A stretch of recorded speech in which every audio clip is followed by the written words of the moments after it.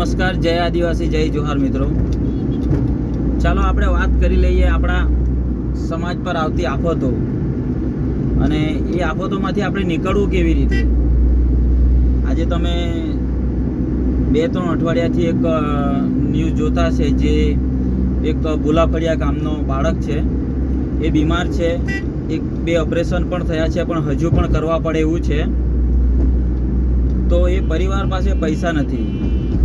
અને વાત કરીએ તો આપણા સમાજની જે પરિસ્થિતિ છે, આપણા સમાજ પાસે આટલા પૈસા છે જ નથી.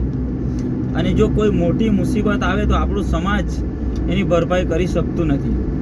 તો એવા સમયની અંદર આ ખૂબ સરસ કહેવાય છે કે આપણે લોકો પાસે મદદ માંગીએ અને આવી જ આપણા સમાજના અને આપણને મદદ મળે પણ છે. અને એના માટે આપણા કરણભાઈ અને રાહુલભાઈ તરફથી વિડીયો અને આપણા સમાજના ક્રિએટર લોકો છે, સાહુભાઈ, એમના તરફથી પણ વિડીયો બહાર આવ્યો છે કે જે પણ આ બાળકને મદદ થતી હોય એ કરો, કારણ કે કોઈની જિંદગી બચે છે. અને એમના પરિવારની પણ હાલત તમે જોઈ શકો છો કે બિચારા દુઃખી છે. અને અચાનક આવી પરિસ્થિતિ આવી બને ત્યારે આપણી પાસે પૈસા હોતા નથી અને આપણે બીજા પર આધાર રાખવો સિવાય કોઈ ઓપ્શન નથી.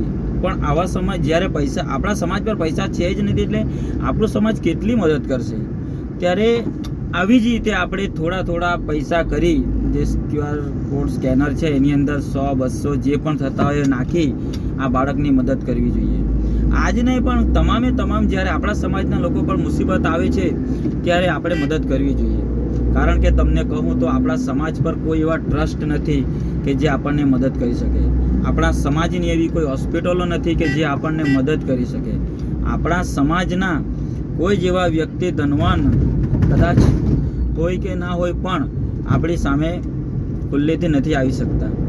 એટલે આપણે જ એકબીજાની મદદ કરી આવી રીતે તમામને મદદ પહોંચાડી. અને અત્યારે હાલની પરિસ્થિતિમાં આ જે બાળકની પરિસ્થિતિ છે એને આપણે ઓપરેશન માટે પૈસા પૂરા પાડીએ, જે પણ આપણાથી થતું હોય.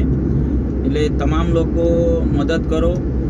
આ બાળકની પરિવારની પણ ખુશી સામે આવે, એ લોકો પણ ખુશ થાય. બાળક સારું થશે તો જ એ લોકોની પણ ચહેરા પર મુસ્કાન આવશે. અને એ મુસ્કાન આપણા જેવા 100-200 રૂપિયા દાન કરવાથી જો આવતી હોય તો અવશ્ય કરવું જોઈએ.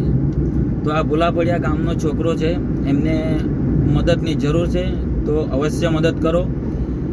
100-200 રૂપિયા જે પણ આપણાથી થતા હોય એટલે મદદ કરો. એટલા તો થઈ જ શકે છે, નહીં થાય એવું નથી, પણ જરૂર કરો. તો આ પરિવારની હસી અને બાળકની જિંદગી બચી શકે છે. જોહાર, જય આદિવાસી.